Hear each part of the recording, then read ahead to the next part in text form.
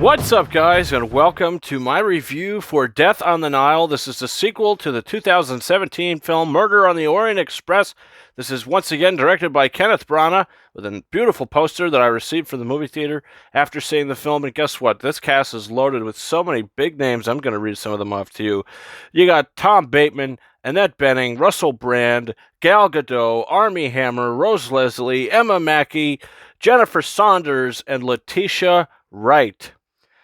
There's more people in this movie, but that's just to name a few. This is a star-studded cast, and guess what? If you see my review for Murder on the Orient Express, you know I wasn't too hot on the film. I did recently rewatch it, and guess what? That film, to me, was better on a second watch, but at the same time, the reveal and the ending of the movie was a kind of a whimper. It ended at a point where it wasn't very satisfying. It's one of the most unsatisfying endings to any film I've ever seen, and it was very much convoluted with this death that took place before the movie and this black and white flashbacks and everything.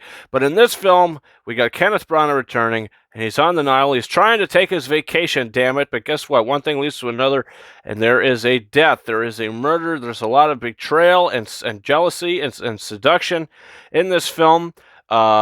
We have Gal Gadot and Armie Hammer. They play the lead couple of the film. And guess what? Emma Mackey, she wants a piece of the action. She is jealous.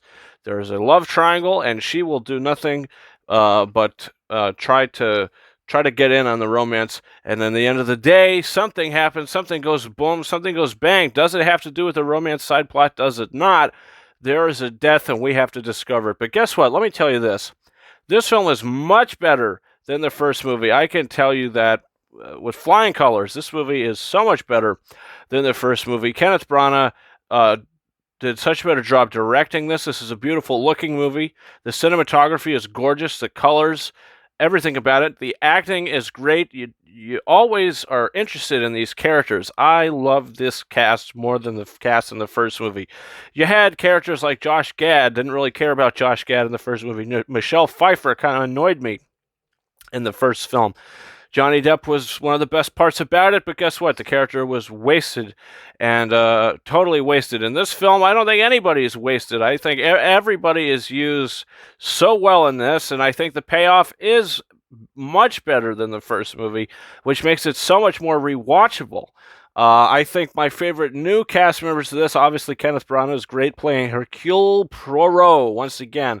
But I think Annette Bening, if this film was going up for Oscars, I think Annette Bening and Emma Mackey would both be in the running for Best Supporting Actress. They are fantastic in this movie. You also have Jennifer Saunders, who's also really good. She's holding out for a hero till the end of the night. She played the fairy godmother in Shrek 2. She's fantastic in this movie. Letitia Wright, Shuri from Black Panther in the MCU, she's doing her thing in this movie. And guess what? Everybody I felt like has a part to play. None of it felt too convoluted. But it does take a while to get going. This isn't a perfect movie. The problems lie with the pacing. This is a 2 hours plus movie. And I understand you had to make certain groundwork, but you don't really get into any death until like maybe an hour into the film, something like that. I'm not saying the first hour is bad. I'm just saying there's a lot of setup to a lot of these characters, even more so, much more so than the first film. So it has its pros and it has its cons. You get, in the first film, you get more right into it. In this film, it takes its time to get into it, but you're being introduced to these characters. There's a dance sequence at the beginning of the film, which I thought was pretty entertaining. But one thing leads to another, and till we actually get on this boat and this ship, there's some Egyptian things going on. It's a very beautiful movie to look at, but some of the pacing does falter. And look, very rewatchable film. I thought this was a very solid film, and I'm going to give Death on the Nile a very solid 4 out of 5 stars. I can't wait to finally actually pick this up on 4K Blu-ray. Not really finally, because the thing just came out, but I don't own the first movie. I rewatched it. We rented it somewhere, and this I think I'm going to be adding to my collection when it comes out. Look at that beautiful poster. I'm going to have to get this framed or something. I don't know what I'm going to do with it, but it is a beautiful poster with the star-studded cast on here. But yeah, guys, comment your thoughts down below. Do you plan on seeing Death of the Nile? What are your thoughts on the film?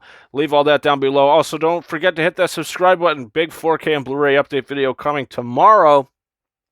tomorrow afternoon sometime, and it's going to be filled with a lot of steelbooks, old and new release, 4K Blu-rays galore. You could also subscribe to this channel, and if you haven't done so already, for a bunch of reviews coming in the future. Our weekly live show where we do a bunch of digital copy giveaways, unboxing videos, update videos, and much more. So, guys, thank you so much for watching this. You can comment down below. You can also follow me on Twitter and Instagram. Twitter at RyanKing72 and Instagram at KingArises131.